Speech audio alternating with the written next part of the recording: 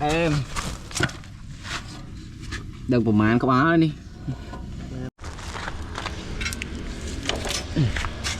đó là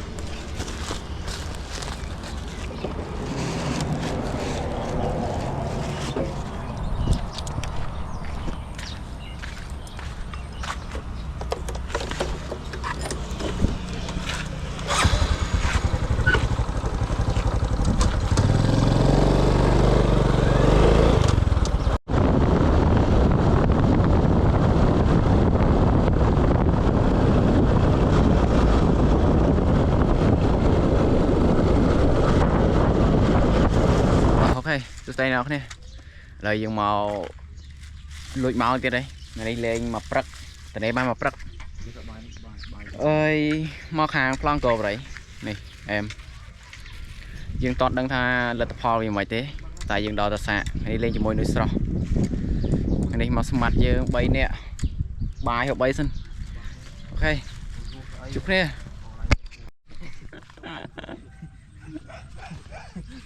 chúng ta thành một cái đập bây giờ mình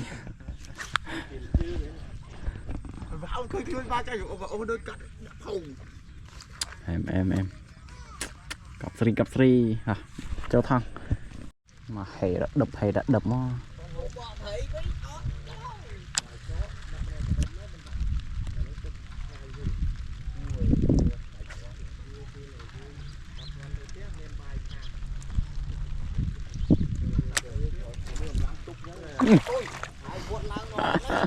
mặc pa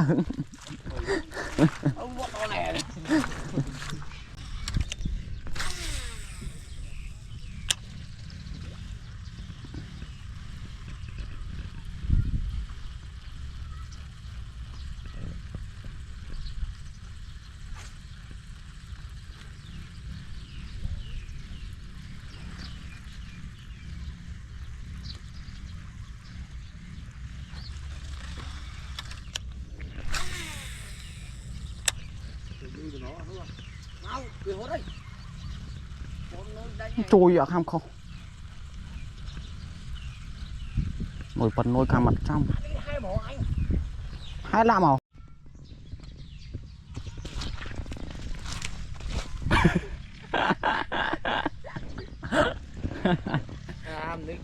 prai nè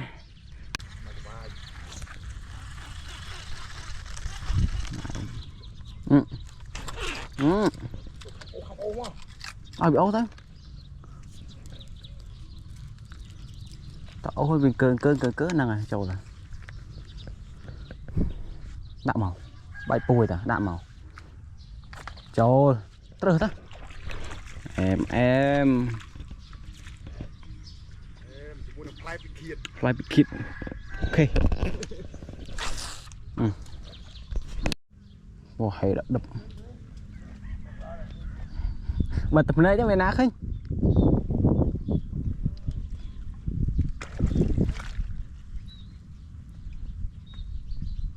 ma này cơ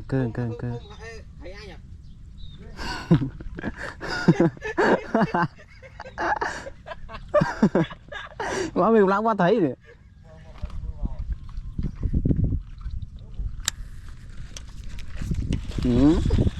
từ vót đấy khăng à ngộ đo quá ba này thoát à một tao luôn nuôi mẹ môi ao chạy này nuôi mẹ môi nuôi bó cho kia cục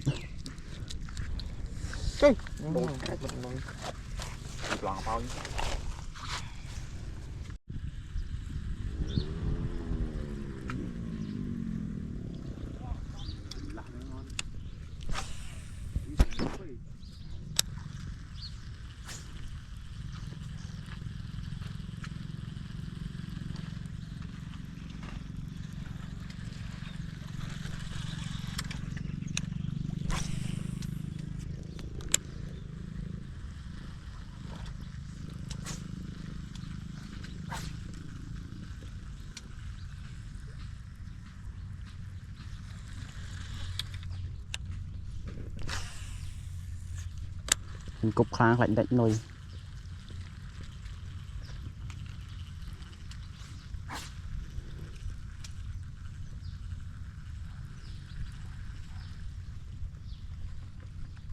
khá mà bắt mì đây này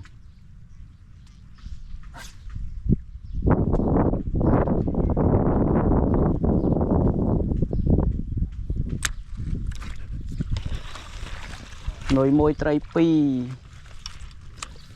em ý cái đôi mà nó ô rất vấp với đó.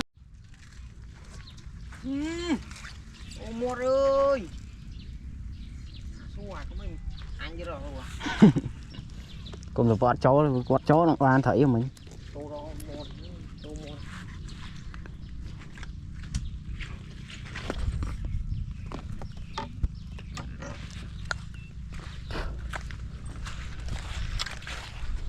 cục tiếp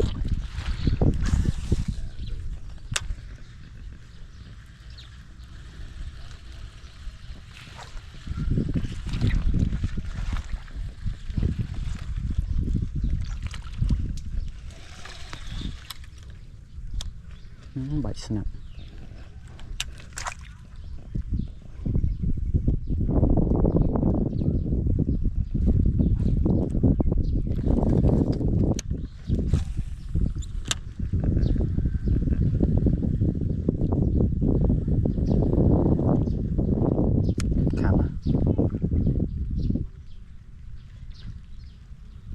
mệt ai ơi khám phá thôi mà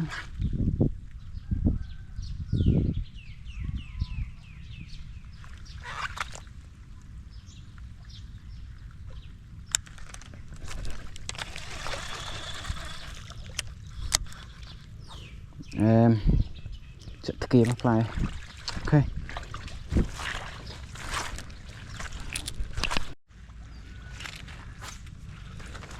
cục nồi xỏ vọt lên chó lên chòm đó mà trời lại coi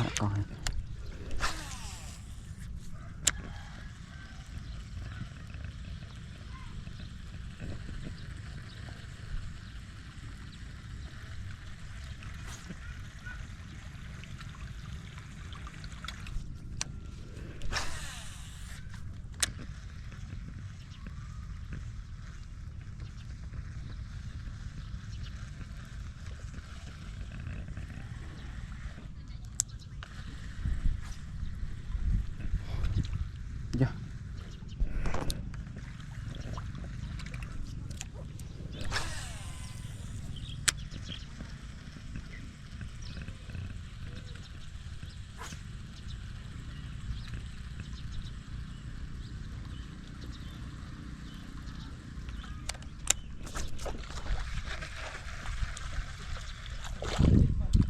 hụt bát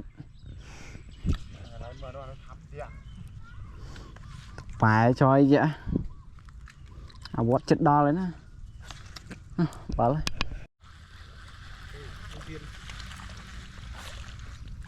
dạ em tới cụm nồi số vọt lên chỗ lên nồi chòm đó ok em mười lượt pho lên lên thôi còn mà có ba đấy châu sam sai sao qua bà đấy nè mặt em tham sập lượt pho là nghe chết ok trời mà lên đáy suối thì mệt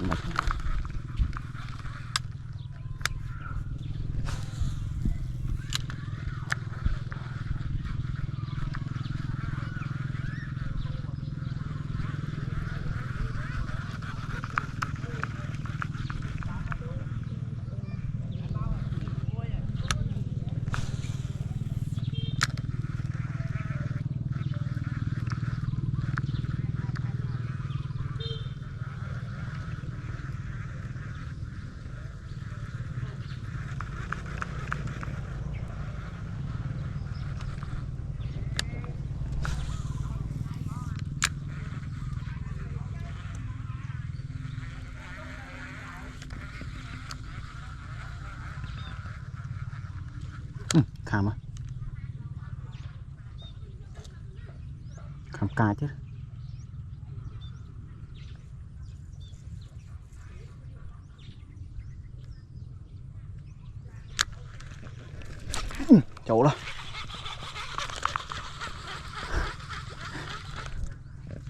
em bỏ thầy đây xoay. Ok.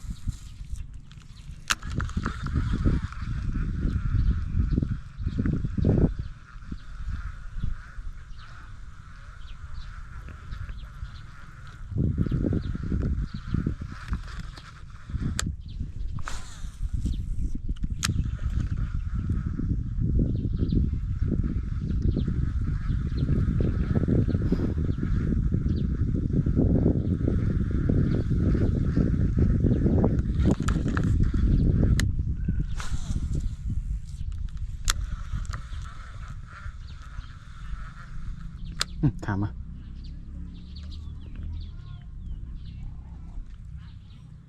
Tu rồi thầy.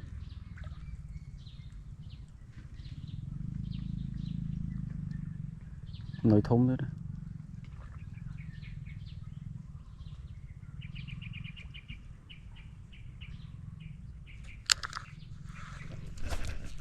Chỗ này cóទៀត.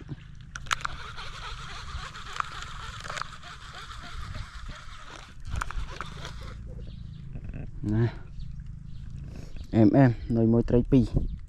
Ok.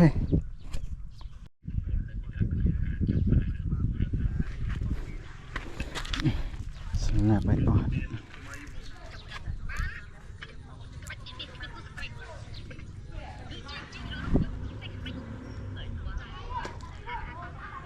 Dạ. Chấm lên không. Bạn thầy. Bạn thấy măng côi ai này. Chào xế này.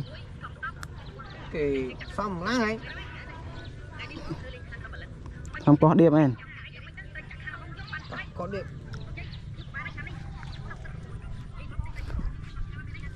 Mà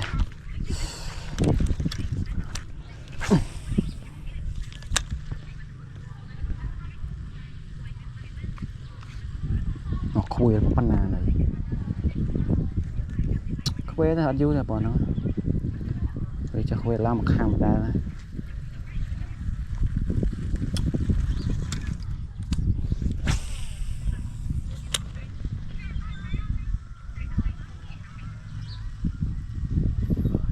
Lấp này thật khăm á.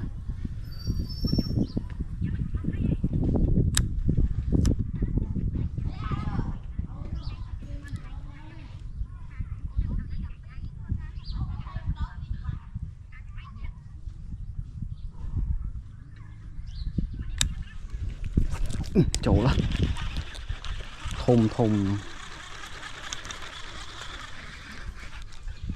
một lần hoa rồi. dạ trời. Cỏ đó đó. Ok mình happy cam này long vọt là chơi vọt đấy. Ok.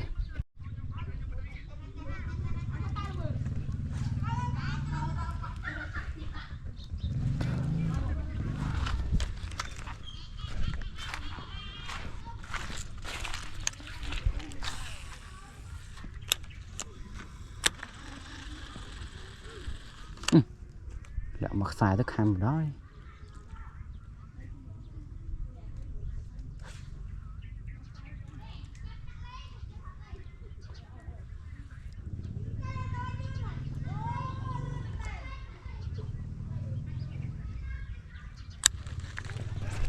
Chỗ là ôi hụt bạn. Hụt bạn có sao mà. Ok. Trời dạ thầy. cả là bê vậy nè cho ô em à chỗ buồn cả lỗ em trắng buồn chụp vậy ok chăm sửa lên tập phone nó té tao ok lại dương đọcไปสำหรับเราพอเลยโอ้เอ็มเดินประมาณก็มาแล้วนี่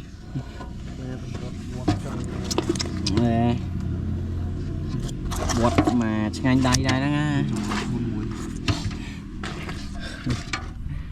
em phong cô đây trường tí pi ok chụp hình video rồi